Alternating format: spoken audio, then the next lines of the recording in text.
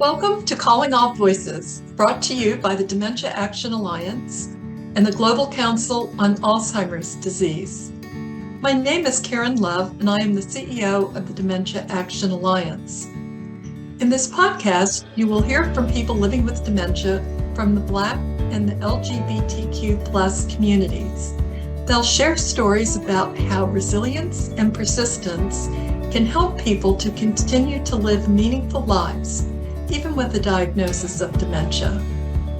And you'll hear participants discuss why it's important that we call all voices to share their experiences. Today's episode will feature discussion with Chris Cavell, Mary Beth Wighton, and Dawn Baxter. Welcome to Calling All Voices, a podcast brought to you by the Global Council on Alzheimer's Disease and the Dementia Action Alliance.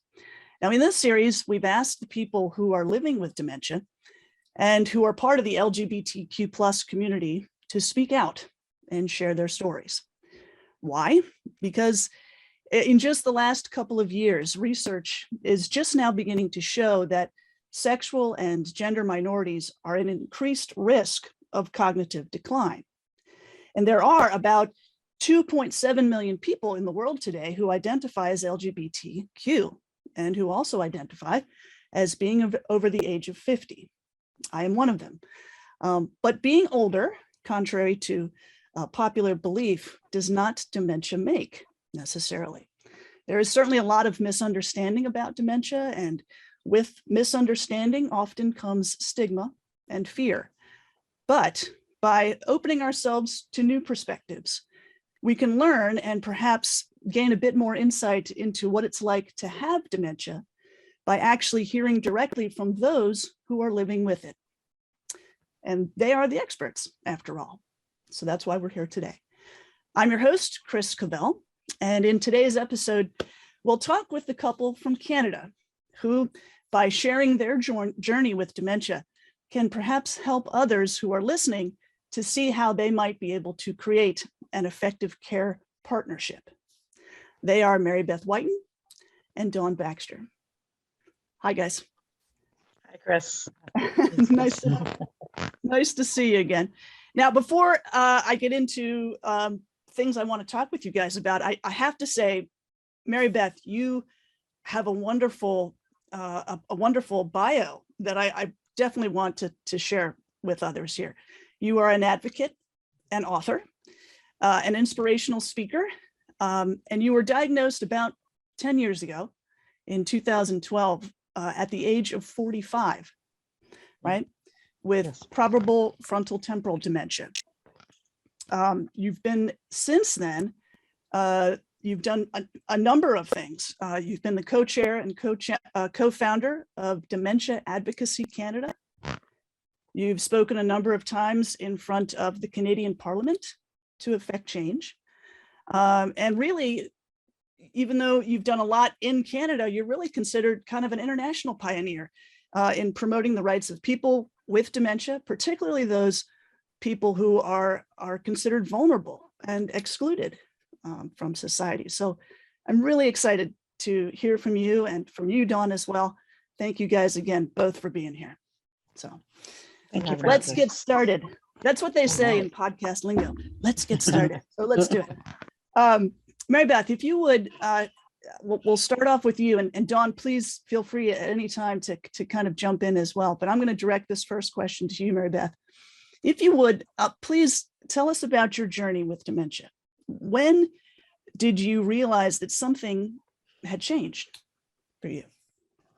Well, as you mentioned, it was about 10 years ago when I received the actual diagnosis, but I struggled for sure for about 4 years prior to that diagnosis. And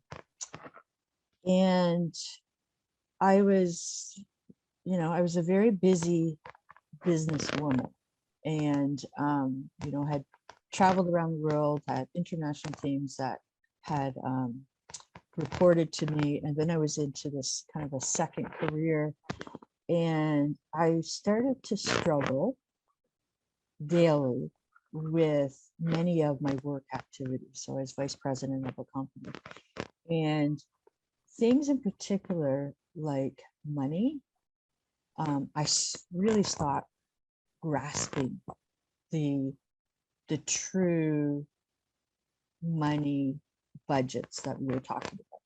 You know, we were talking hundreds of thousands of dollars, and it's just, I really wasn't able to grasp that anymore, which is not good if you're a VP of a company. And I also found that I was exhausted, absolutely exhausted by just anything mentally stimulating. And, you know, other things also included just a change in my character. You know, I used to get along with people a lot better than I do now. And, you know, it was much more challenging to them versus more of a, you know, just looking to talk about things. And I would get pretty upset and angry very quickly. And that was out of character for me. Yeah. And really, this is where I think, you know, Dawn started to pick up too. And that helped to really, I would say, bring it to, you know, we need to start to go to doctors to understand what you're changing. And so really with Dawn's help and the things that I noticed, we knew we had to make a visit to the doctors. Yeah, thank you, Mary Beth. And yeah, so Dawn, yeah, share what was So that like for you? Yeah. yeah, it was mind blowing to me. So we worked together. So Mary Beth and I, our 20-year anniversary is coming up. So we're partners for, you know, quite some time. And we have always had like an amazing partnership. We've worked together, we lived together, raised big, you know, everything together. So when that started happening at work, I wasn't privy with the financial aspect of the company part, but our finances started to be affected. So, and then I would question things. Mary Beth would become like even aggressive with me, like in her language or her decisions. And I could see that she was, you know, really struggling. Staff members would come to me and say like, you know, what is wrong with her? She used to be so easy to talk to. She works with her door closed and her head down all the time. So not wanting to deal with, you know, staff members. Every day we had to go home at lunchtime so she could have a nap for the hour lunch. So it was, and then, you know, in the midst of all that and her not quite understanding what's going on, people start to use other coping mechanisms. So Mary Beth started like drinking alcohol, right? Which was totally out of character, but she couldn't understand what was going on. And so, and then the repetition started as well. And I had noticed, I'm like, I'm sure I told her that already, or she's asked me that already, or, you know, whatever the case may be. You know, she was having swallowing issues. You know, really, it's a sign of Parkinson's, and she's on medication now that helps that, but, you know, swallowing issues. So there's the cognitive issues, then there was, you know, some gait issues. So it was quite the journey. 4 years it took to get, you know, diagnosed. And I think one of the biggest problem was her age. That was by far, right? The biggest stigma around it was age. Our family doctor had his finger on the pulse. He said, there's cognitively something that's just not right. And he threw out Alzheimer's. Yeah, so that was the biggest. And to be honest with you, two women trying to get answers and being sent from city to city to city, and her getting multiple diagnoses, you know, you know what, it was terrible. And it wasn't until more and more symptoms like developed that the true diagnosis came to the forefront. What was your diagnostic experience like, Dawn? You had mentioned your primary care physician was the first to say, hey, these things that are happening, these symptoms seem like cognitive decline. It might be Alzheimer's. So our family doctor would see Mary Beth once a year for a physical. That was it. And he was the same, 7-8 years. Mm. So he took it pretty seriously right away. And then, he got on it to send us to different specialists, to like a neurologist, to a gerontologist, different gerontologists or different, professionals in that field in different cities, a psychiatrist, a psychologist, that sort of thing. So he was fantastic with that. Once again, we were compounded with Mary Beth's age. Okay. And the lack of knowledge, even within the professional realm of FTD in particular. So I'll never forget, we went to London, Ontario. It was 2 hours from where we were living at the time. And they said, well, you can't have Alzheimer's because you could tell time on a clock. You can't have right? You can't have Alzheimer's because you're aware that things are happening to you. And it was an actual, you're aware of the changes. And it was an actual gerontologist that said these things. Oh, Chris, it was awful. We were told that Mary Beth had conversion disorder. So it was all in her head, that she was bipolar.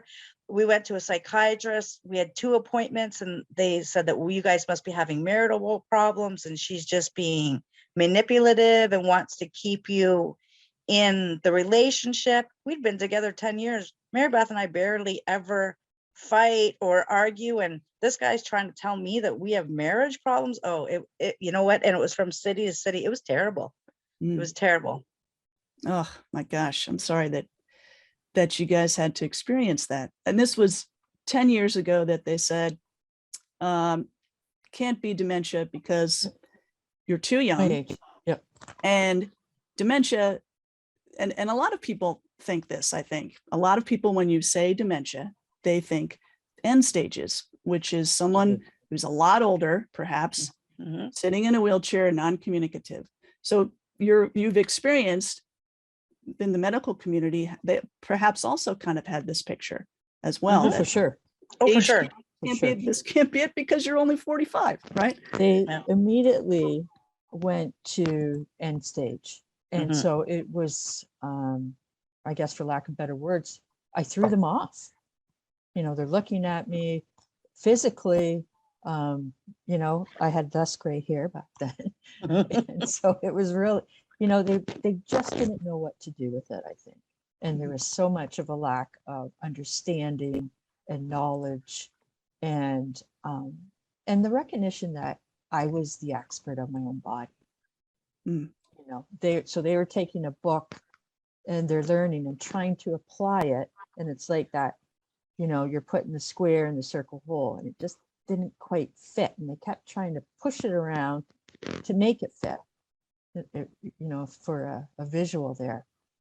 And it wasn't the right thing. So I forget, I think I ended up with about 12 different diagnoses prior to gerontologists finally saying you have probable frontotemporal dementia. And we were ecstatic when we heard that, because it brought that past 4 years to accumulation to an actual, we can deal with this now. There's a label of, and what we failed to realize was we didn't know anything about frontotemporal dementia.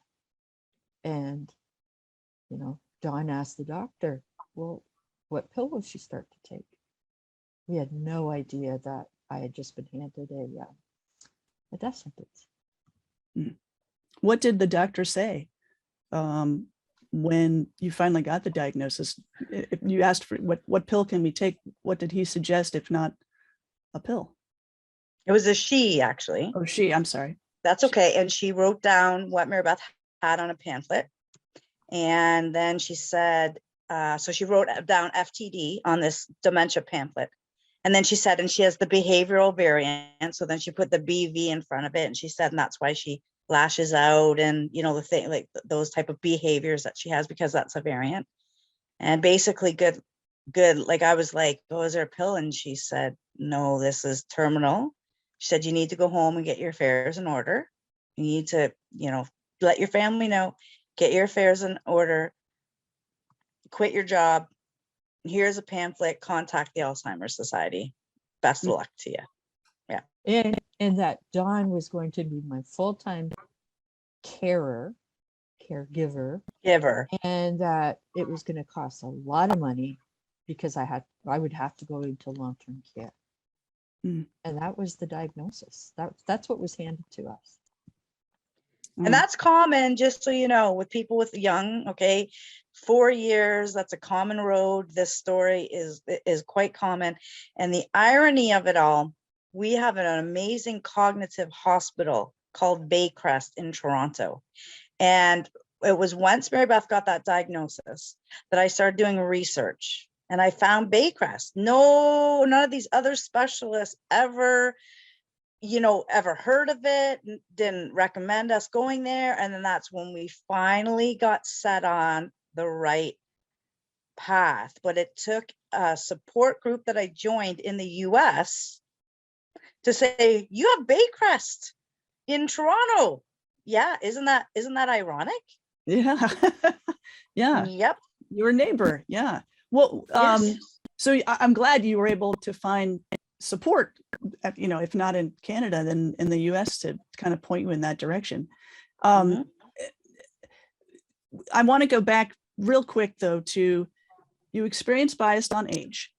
And Dawn, a little bit ago, you had mentioned that because you were two women, that was also a challenge. Can you tell me, either Dawn or Mary Beth, about that experience? Was there bias there? Absolutely, and it continues now. It continues even with the public speaking or advisory boards that we sit on, or that sort of thing. We're not taken as seriously, and I think from a lot to do with like the medical community, because we are two women, and as you said, Chris, the true professionals, right? This is our lived experience, especially Mary Beth. A lot of people are still in the mindset that the textbooks and the research are the be all to end all.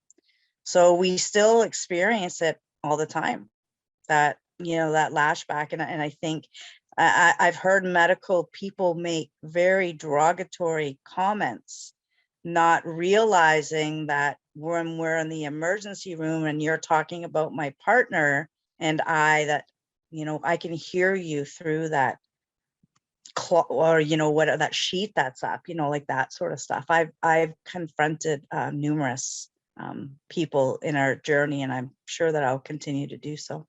Yeah, I think it's interesting too, in our vocabulary, in our LGBTQ plus dictionary, which I got when I got with my toaster when I said I was a lesbian and came out. In our dictionary, we say often, this is my partner. This is the person with whom I share my life, and whether that be good, bad, what have you, this is my partner.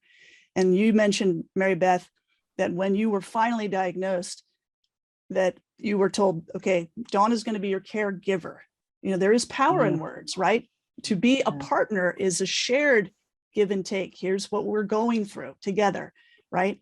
And so I think that's an interesting thing that if I could say that the dementia world can take from the LGBTQ plus community, we should use care partner, because I think it is a good way to look at it, as opposed to giving now to this person who seemingly can't do anything because of this diagnosis.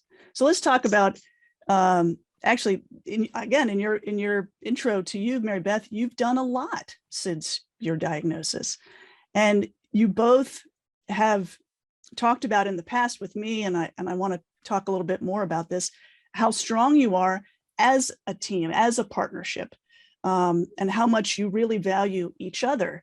How do you approach your care partnership now that you've been living with dementia for a number of years now? How would you approach that? Would you say? Well, I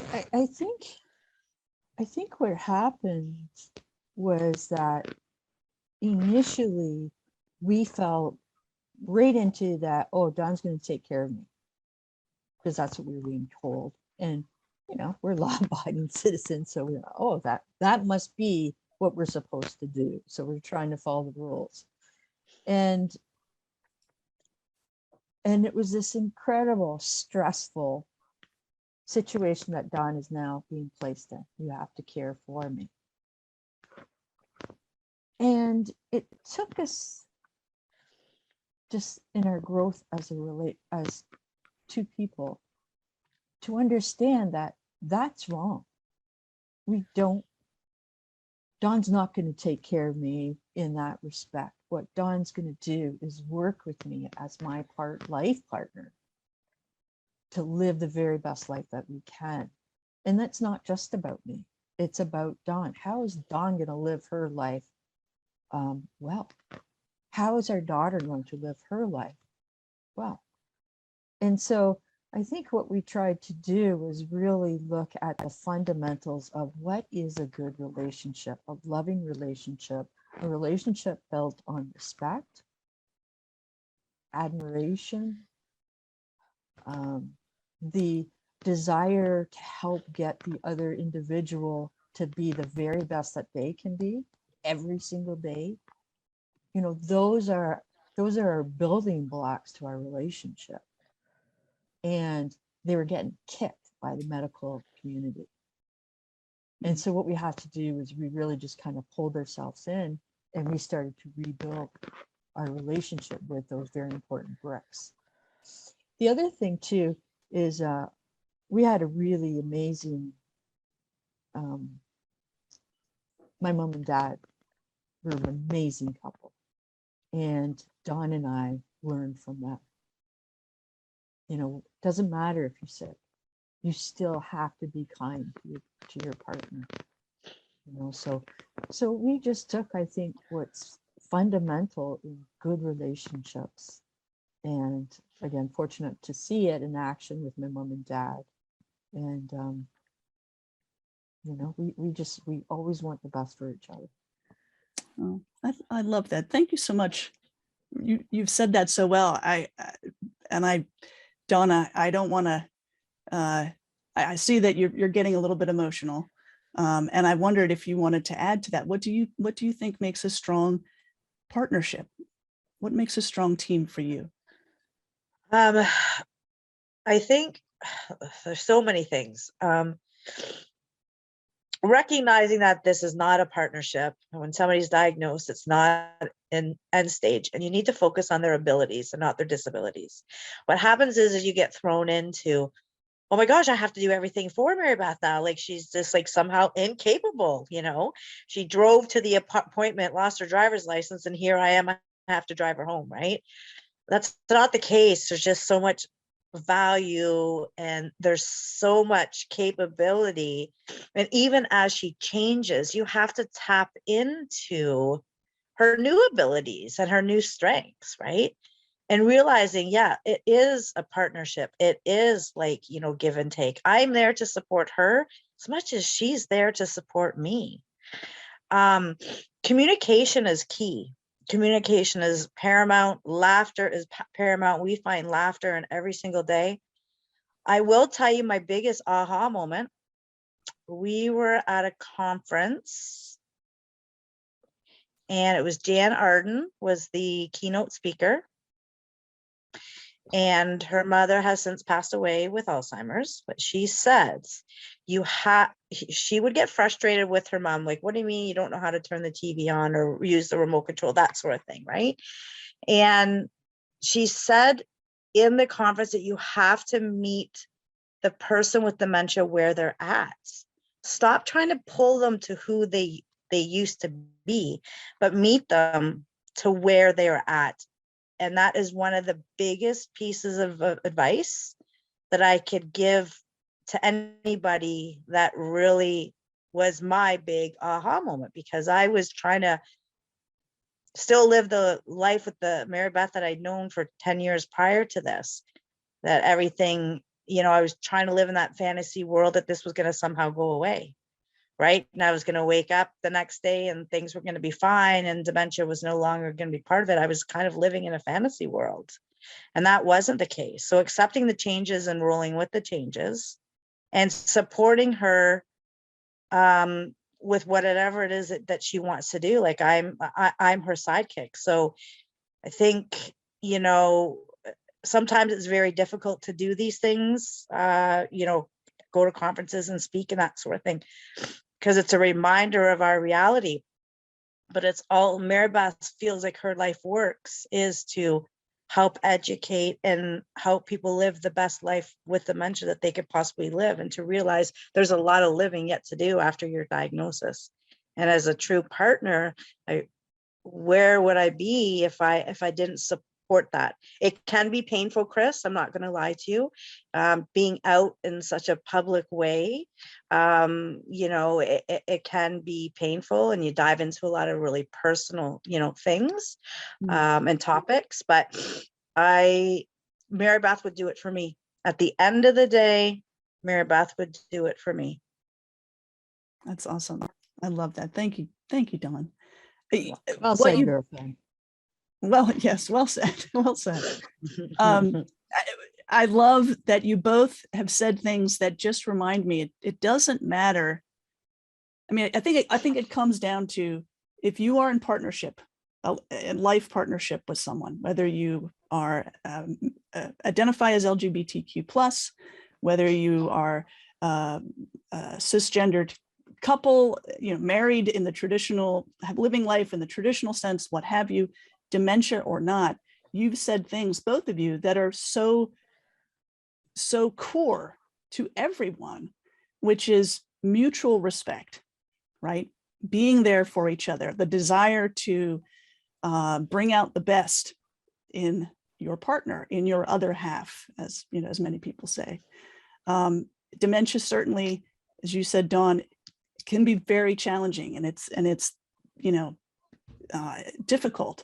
And you two do things together as partners that are very difficult. And a lot of people, I think, as you said, Mary Beth, a lot of people, when they get the diagnosis, it seems kind of shut down and say, okay, well, this is what the expert said, the expert, the doctor, this is what I should do. Okay, I guess I'll just wait until that's it, until my run here is done. But you two demonstrate, in the way that you're expressing yourselves today, and certainly in the way that you live your lives, that there is a life to live, and you support each other in living as long as you can. And I think that's so wonderful, because I think that's everyone's desire, is to support each other in that way. Well, So that's what you hope, right? When you're, that's what you hope, right? whether it's a partner or a partner or any relationship. I mean, that's just good relationship work. Yeah. And that's the other thing, you know, we work at our relationship. You know, it's just like everybody, we got our days, maybe a couple days in a row. And but we always come back to, we have to talk with each other. We have to respect. We have to work our way through this, whatever it may be, because that's who we are as a couple and individuals as well. Mary Beth, I want to mention, and I would love for you to tell us a little bit about your book, Dignity and Dementia, Carpe Diem, My Journal of Living with Dementia. Tell me a little bit about how this got started. How did you write a book? You know, when I started to talk about the idea of a book, I sat down with Dawn and Brianna, so the family, and said, I think it's really important that this, you know, that we put ourselves out there into a public life. And it's going to be hard, because I do want to share and talk about, write about things that are very close to our heart. And, you know, we would have a public life. So we would be getting the interviews, you know, getting online, talking, whatever that may be. And I very much wanted it. And I'll let Dawn answer what she thought about it, but it's taking that step. It's saying, you know what, we are in a position where we can help so many people live a different life, get a different diagnosis, understand that there's so many things that they can still do. They just have to look for them. So, I think Brandon was only 16, 17. So, she was, oh, sure, sounds great. But, Dawn, what do you think? So I was the probably Mary Beth's biggest advocate when it came to the book. She started as a scrapbook, and I have the original copy, and it's beautiful, and it's in a scrapbook, and it's all of her journals and all that sort of stuff. And I really pushed for it, because Mary Beth, it goes back to partnership, and a great partnership. She has a story to tell the world and is making a difference. So I think it's just so important. So I definitely encourage it. Where I do get caught up, and I still get caught up, is and I have a difficult time with, and I'm not doing a lot of work. I've stepped back from it, is anything to do with sexual expression. Because I find that very, very personal. I find it extremely difficult. I get quite emotional, during those type of conferences. So I did back out of a group. That's still a really, really hard one for me. And the LGBTQ, I don't think that there is enough light shed for us as a community, like, walking this journey. So I am very pleased to be here. Like, I think it's wonderful, but it's a little, I find it a little bit difficult. I'm just being on those two platforms. I still struggle a little bit more with. Is that just to help me understand? Is that finding an LGBTQ plus community to speak with about your experiences, or that trying to find, how do I fit in? Period. Not very many people have approached us from that community, right? Which I think is unfortunate, right? Mm-hmm. But just being like the lesbian woman and being out there with my partner, and then getting asked a lot of times very even more like personal questions. I find it a little difficult, whereas Mary Beth doesn't have a filter anymore. So she's like, yeah, like she'll just say it. And it's, and I just, anyway, that's why we're doing our interview from two different rooms. So, I can't slap her. For that non-filter. But yeah, no, I don't think there's enough light around it. And no, I think it's one of those things that people just are not like talking about, they're starting to, which is wonderful. And the very personal questions that come with it, more specifically about our intimacy. Yeah. Hard. There are very hard ones for me. One of the things that I was involved in probably about 2 years after, I'm guessing, Dawn had met someone through her work, through her support group in the States. And she rerouted that person to me, and that person just happened to have dementia, and she was a lesbian. And she was part of a little wee group, and everybody was queer. So I think there was 2 men and about 4 women. And I've never laughed so hard in my life. Like, it was absolutely refreshing. Unfortunately, the group ended up just kind of withering away because people got more sick. People died. And but at that moment in time in my journey, it was wonderful. Yeah. There was nothing like it in our area in Canada. And it was just, we just laughed, and we had all kinds of different types of dementia. So depending on the person, you could expect certain things or not expect certain things. And we knew that, and we could support each other in that. Yeah. So maybe from something like this, Chris, we might be able to find that camaraderie, because we really don't have it in the LGBTQ at all. It's not an easy find, and we have tried. And it just isn't. Yeah. One of the episodes. No, I'm sorry. Go ahead, Dawn. No, go. I was gonna say, and one of the biggest reasons is because they don't want to talk about it. Like a lot of people that have dementia, it doesn't matter, but they don't want to talk about it. But these kind of like siloed groups, they really don't want to talk about it. Yeah. I would love to keep talking, but I'm also kind of cognizant of time. And so I hate to say this will be my last question for you guys, because I really want to keep talking more, and maybe we can do it on another episode. But my last question for you today, and Dawn, I'll ask you, and then I'll end with Mary Beth. But Dawn, what advice would you give to others about how to create a strong care partner relationship? What would you say? Listening. Communication is key. Absolutely key.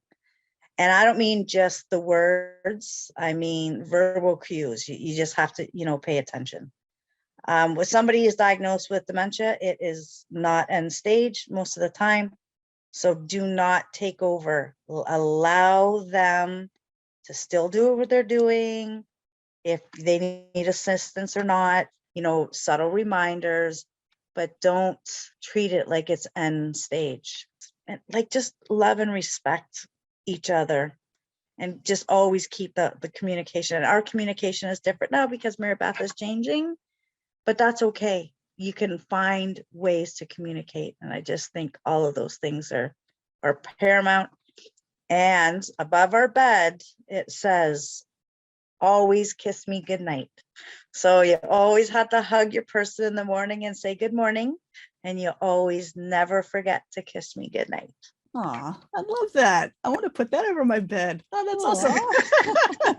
Well, that's what happens, Chris. That's cool. And me, don't be walking away yet. No, Mary Beth, what advice would you give to help others to form a strong care partner relationship? I think it just simply goes back to all of the important things necessary for any relationship. What makes a strong, healthy relationships, and all those things that Dawn said.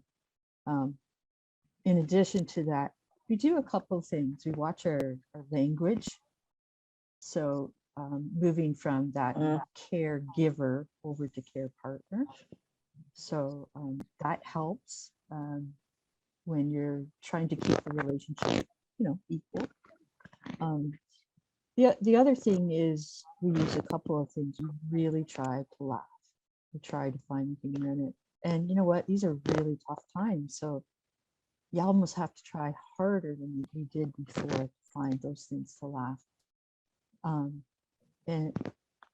the other thing is we always use the word adventure. And an adventure is it's going out and just living life.